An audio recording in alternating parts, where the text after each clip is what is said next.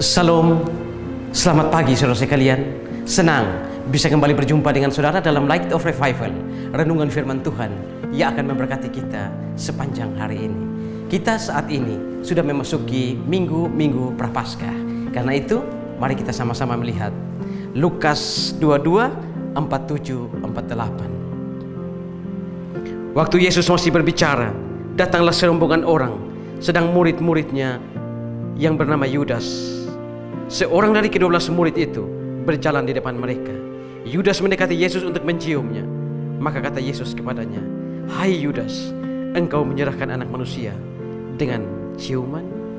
Pengkhianatan berbalut kasih.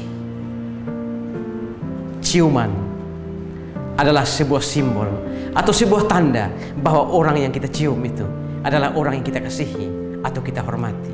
Kalau kita mencium anak, istri, atau suami kita, itu menunjukkan bahwa kita mengasihi mereka. Kalau kita mencium orang tua kita, itu menunjukkan bahwa kita mengasihi dan menghormati kita. Saudara-saudara, perbuatan jasmani dari manusia sering menunjukkan selaras dengan apa yang dirasakan dan apa yang dipikirkan. Tetapi saudara, kejatuhan manusia ke dalam dosa membuat seringkali perbuatan jasmani tidak selaras dengan apa yang dipikirkan dan apa yang dirasakan. Saudara-saudara, ketika ada di Taman Getsemani, Yudas menyerahkan Tuhan Yesus, gurunya itu, Tuhannya itu, dengan sebuah ciuman. Saudara-saudara, di sini Yudas memberikan ciuman kepada Tuhan Yesus bukan sebagai sebuah penghormatan, tetapi ciuman Yudas itu adalah sebuah ciuman pengkhianatan berbalut kasih. Yudas memberikan kepada Yesus sebuah ciuman pengkhianatan. Yudas memberikan kepada Yesus ciuman kematian. Yudas memberikan ciuman kepada Yesus. Apa yang ada di pikirannya adalah sesuai dengan motivasinya, yaitu dia ingin mendapatkan sejumlah uang dari imam besar dan ahli-ahli Taurat. Yudas menyerahkan Yesus dengan sebuah ciuman. Ciuman Yudas berbanding terbalik dengan makna sebenarnya dari ciuman itu sendiri. Oh, saudara-saudara, betapa buruknya, betapa rusaknya jiwa manusia yang dirasuk oleh dosa dan ketamakan. Saudara-saudara, ketika Yudas menyerahkan Tuhan Yesus dengan sebuah ciuman, ini menunjukkan bahwa kebersamaan Yudas bersama Tuhan Yesus selama 3,5 tahun membuat Yudas tidak mengenal Yesus secara dekat. Walaupun dia berada dalam lingkungan yang dekat dengan Yesus, tapi sebenarnya Yudas berada jauh dari Yesus. Apa yang diajarkan Yesus selama 40 bulan kepada murid-murid, termasuk Yudas, tidak membuka mata hati dan pikiran Yudas untuk mengenal keilahian dari Tuhan kita, Yesus Kristus.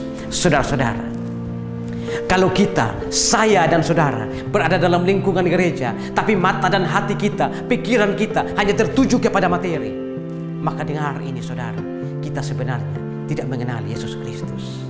Ketika kita ada dalam gereja, saya dan saudara, kita ada dalam gereja, tetapi pikiran kita, orientasi kita hanya kepada harta yang melimpah, maka sebenarnya kita tidak menempatkan Yesus Kristus sebagai gembala agung dalam hidup kita.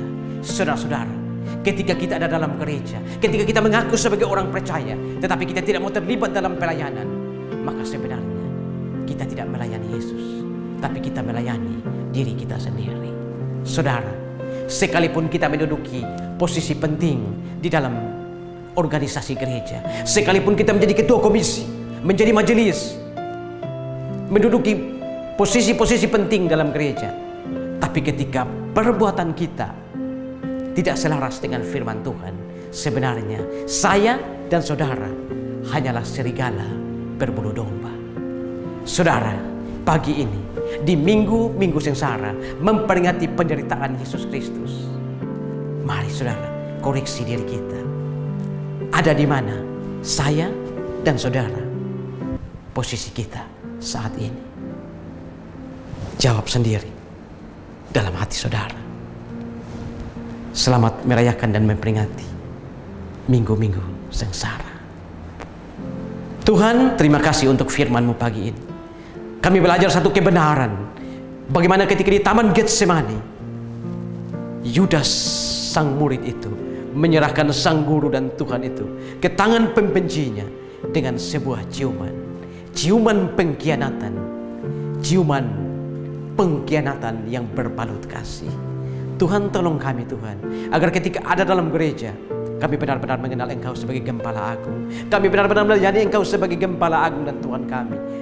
Dan tidak semata-mata hati dan pikiran kami hanya tertuju kepada harta. Terima kasih Tuhan untuk firman-Mu. Dimuliakanlah Engkau di atas firman. Amin.